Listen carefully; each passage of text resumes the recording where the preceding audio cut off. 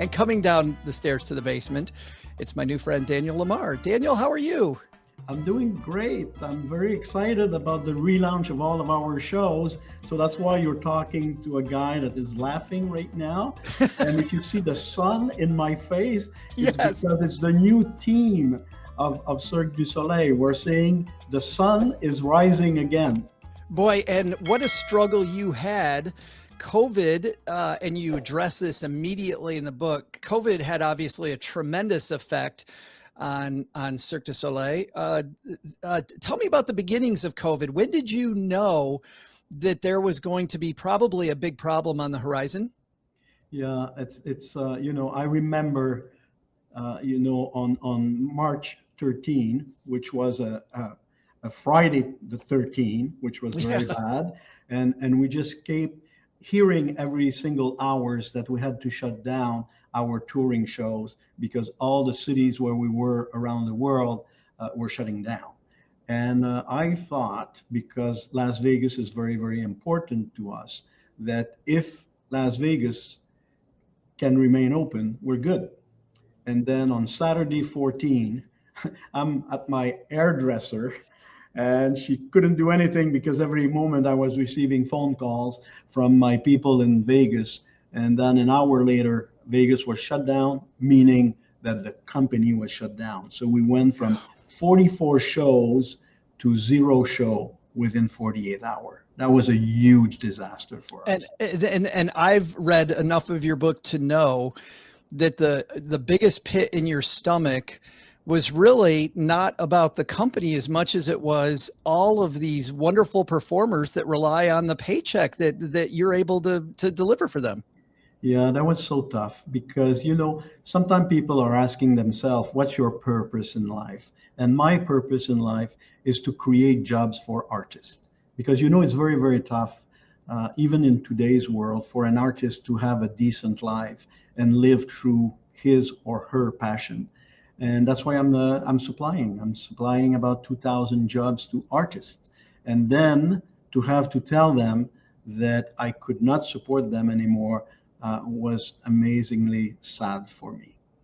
The decision to declare bankruptcy, I think, was probably the saddest. Can you give us any light into that about realizing that there was just no way out of it? Yeah, within that nightmare, there was only one good news. And the good news is that the lenders were willing to support us. So we protect ourselves from bankruptcies. But the following day, we had the support of our lenders, and a group of them took over the company and has reinvest money in our company. And it says a lot about the strength of our brand because someone is willing to put $375 million to support the relaunch of Cirque while we had zero revenue. So that's why I'm saying to people, the brand is the most important asset you have. And your brand, and this is a great transition, your brand is not the theaters that you're in, your brand is not the tables or computers you work with. Your brand specifically is creativity. And yet all the time, Daniel, you tell me that you're told consistently by people, our brand doesn't have time for creativity. And you say that that's the wrong approach. Yeah, no, I totally agree. And I've certainly learned that through my, 20 years at Cirque du Soleil. If there is one thing that I've learned and that I want to share with the people in our book is that there is no business without creativity. You don't have a fun personal life without creativity. And that's what I've been learning here from Guy Laliberté, our founder, from the best creators in the world, like Paul McCartney and James Cameron and others. And that's what has changed my life. And I hope that the book will help to change the life of few people. Well, and let's talk about your relationship with Cirque du Soleil because it was so interesting to see how you first met Guy, and then who was the co-creator of Cirque du Soleil. To, to, and actually, even before I get to that, there's a lesson that you learned growing up. You grew up poor. You said you didn't really feel poor, but you certainly were poor. Your dad had to make a big life pivot and move from really a blue collar job into the banking industry just to keep the family afloat. But at one time during that period, you went to the barber shop. And I think the barbershop story, Daniel, is one that our whole audience really needs to hear. Can you tell us what happened there? Yeah, it's so funny because we were very, very poor. So my mom gave me, and I was too young to understand what I was doing, but she gave me 50 cents. And she asked me to go to the barber shop with my brother and tell the barber guy that just take away for 50 cents of my hair. And Like and just cut the the front guy, half or something. so the guy was laughing and he knew exactly what my mom was doing, and he just sit down, we'll take care of you guys. But yeah, it shows how poor we were at the time. But the generosity of that barber, that he wasn't just going to half cut you and your siblings half of your hair, and the generosity they had, you were able to repay to Guy. Tell me about that time, because this is really, it wasn't the first time you met him, but it was early on when you met him. Yeah, that's correct. That was in 1986, and the Cirque was still struggling after 2 years of existence. They weren't making money enough to survive, and I was the senior partner of the largest PR firm in Canada, and I did a mandate for Guy. And then a few weeks later, he came back with my invoice in my office, and he couldn't pay it. And I said to Guy, what you're trying to do is so amazing. I wish you the best of luck. And that's how our relationship started. And you ripped it up. You ripped it up, and he then owed you no money. That's correct. And it shows a lot about loyalty because move forward 13 years later, I became the head of a TV network in Canada. And I called him saying, I would love to have your TV rights. And he says, oh, it's going to be very complicated because then they were very successful. They had an international company working for them. And then the following day, I received the most touching note from him to his marketing vice president saying, this guy helped me out when I needed him. So he wants my TV rights. Do what you have to do. And that was so touching. Well, and this is an interesting aside, because you share some statistics in the book at this point, at this juncture of the story, talking about people think that you're being altruistic, and certainly it's fine to be altruistic, and the barber's being altruistic with you, but you also talk about how givers actually receive more than takers. Talk me through those stats, because I thought this is a fantastic thing I've never heard before. Yeah, no, it's for me, I truly believe because sometime in the business world, you think that you have to negotiate everything and you have to be tough and you have to be a grabber and grab any piece of money that you can get. And I don't believe that.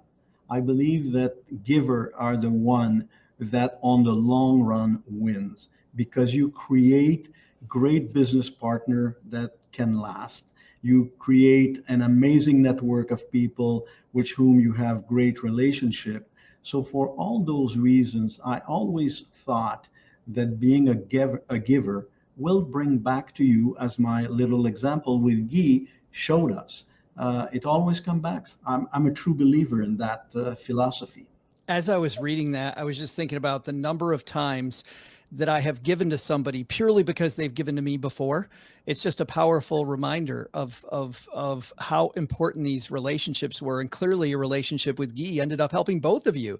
I believe, well, and based on everything in the book, you were able to help him grow well beyond what they had imagined possible. And he gave you this whole new creative outlook, which I thought was also incredibly refreshing. I want to ask you some questions though about negotiation here in a second. But before we get to that, I want to ask about how you negotiate, because Bob Iger, who has a nice blurb at the beginning of your book, along with James Cameron and a few other people, Bob Iger, of course, the recently retired gentleman at the top of Disney. Bob, in his master class, talks about his negotiation technique, and he's had some obviously big negotiations with Marvel and with James Cameron, with George Lucas. You've had some amazing negotiations that I want to get into in a second, but he said his negotiation technique, Daniel, is to just lay his cards all out on the table. He just lays them all out. Is that your negotiation technique, or tell me about how you go into some of these negotiations that I'm about to ask you about with MGM and the damn Beatles? You negotiated with the Beatles. Yeah, definitely. I truly believe that if you understand what is the motivation of the other party to do a deal, that's where you will be able to lay the ground for a win-win negotiation. And that's why at the early days of a business discussion, I spent a lot of time listening, trying to understand what are the things that the people on the other side of the table wants to get from us. And then when you have that clearly, it's much easier than to come to the table with an offer that will suit their needs and your needs. You have the amazing Beatles love show. You're negotiating with the Beatles. I want to know, first of all, how that started. Did the creative team have this idea, we want to do the Beatles, and then you reached out to them, or did they reach out to you? And then what did the Beatles really want from this? What was in it for the Beatles? Yeah, it started, there was a friendship already established between George Harrison and our founder, Guy Laliberté. And at one point they said, that will be great if we can do something together. And the real challenge for us was to come with a creative idea that will be at the level of their music. And that was a challenge for us to illustrate to them how we can pay tribute to their music and bring that to the level of their brand. And all the conversation was about that, to show them that we will be respectful of their brand. And while we understood that they didn't want anybody else to pussyfoot around with their legacy music, I think the clincher is in the negotiation was when we proposed to have George Martin, who has been producing his music, their music, to come to the table and be part of the creative team. That was really why we have been able to have the deal that we have today. You were able to bridge the gap through that one person.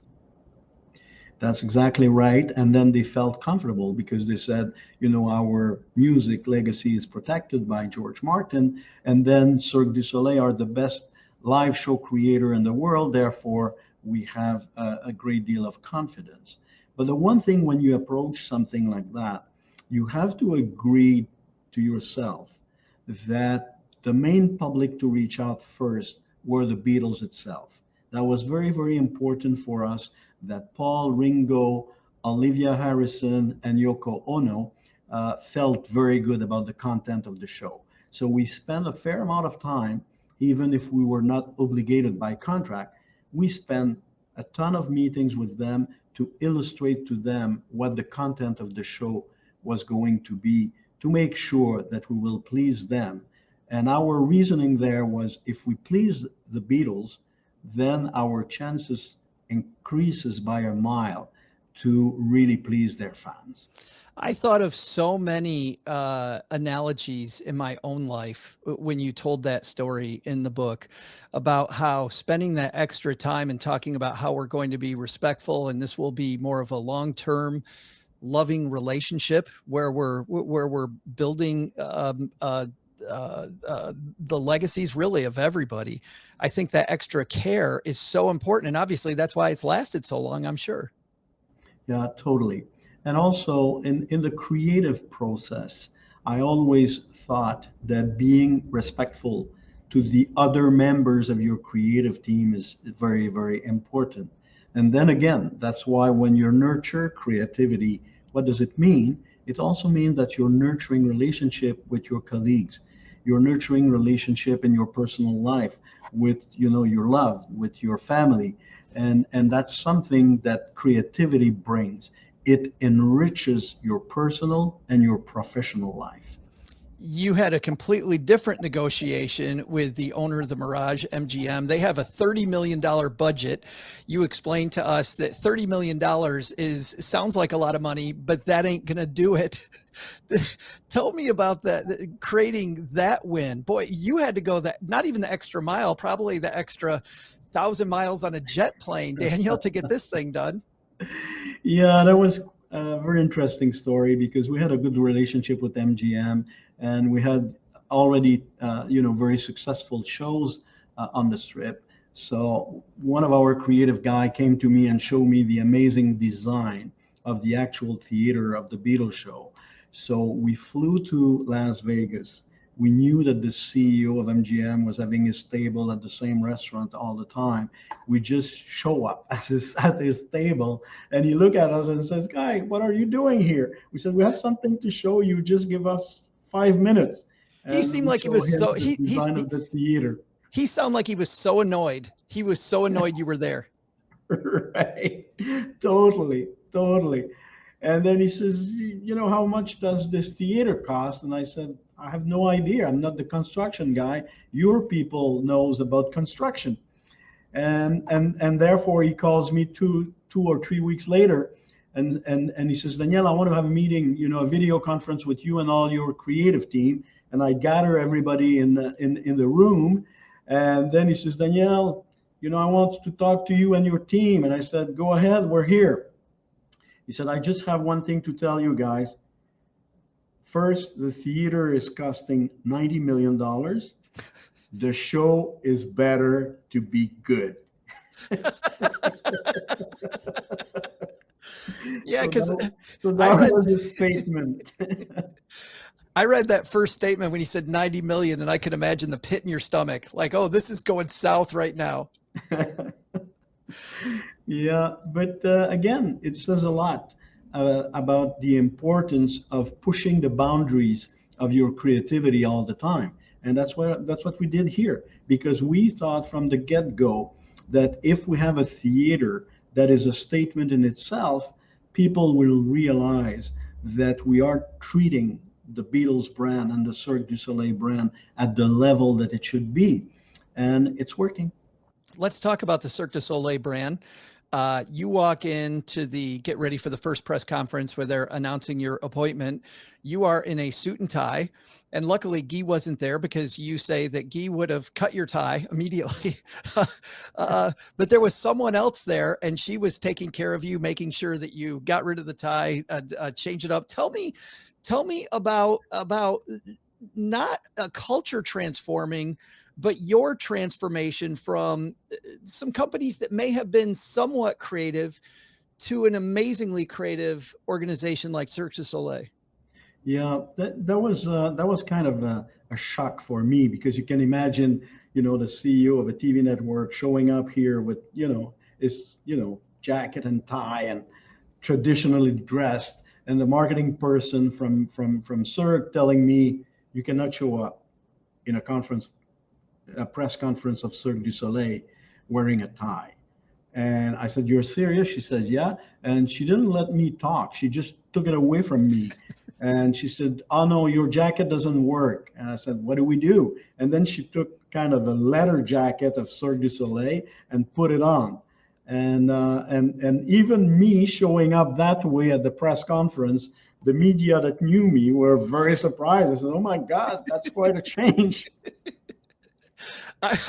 I went to, yeah, you got letters. I remember people going, we thought you were crazy ahead of time, Danielle, but now we know you're crazy. We know. And you actually talk about several changes like that you made, where you had to think about things much more creatively. But I want to ask you this, which is much more about the internal operation of Cirque du Soleil. You were followed around by a clown, literally followed around by a clown who would interrupt serious meetings, who would make light of situations, and everybody would leave laughing, and it would sometimes disarm some what sounded like maybe heated conversations or creative differences.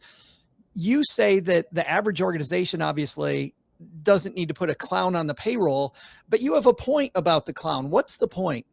Yeah. When Guy offered me that gift to have my personal clown. I burst laughing, as you can imagine. But then I understood that it became, and it's still, by the way, she's still here, Madame Zazou, we called her.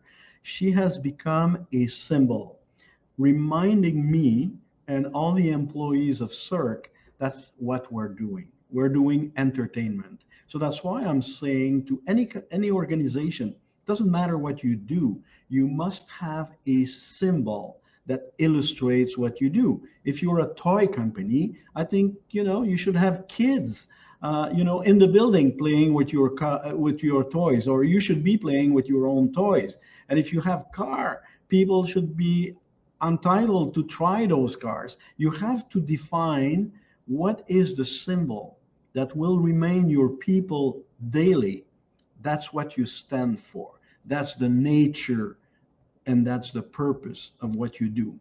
We were having this discussion at my house. My spouse Cheryl had some knee surgery, and we were going through the healthcare process. And I wanted to hand them all your book and talk about going through because people going through this process. I think a lot of the doctors, nurses, seeing things from the patient side, and to your point, seeing things from the customer side is so important. The people that come to see your show and seeing the spectacle that they see from their vantage point, creativity is not just important. It seems like it has to be the lifeblood.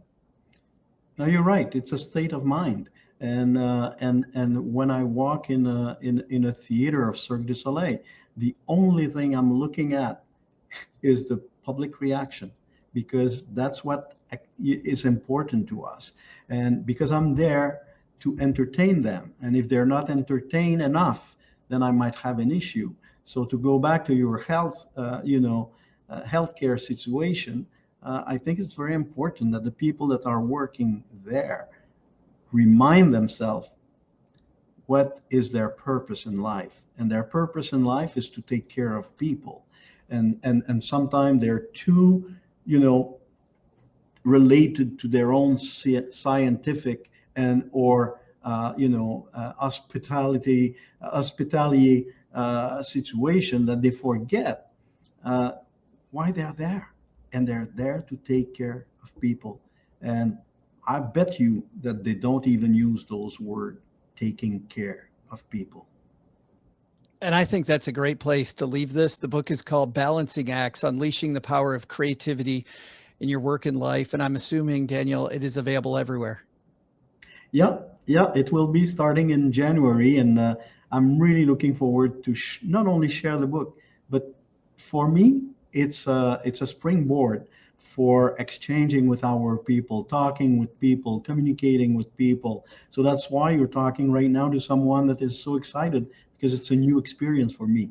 Well, it's new for us too. And I have to tell you, speaking of taking care of people, your organization is taken care of my family and friends many times. We've loved the shows. Thank you so much for all that you do. Thank you. Thank you very much.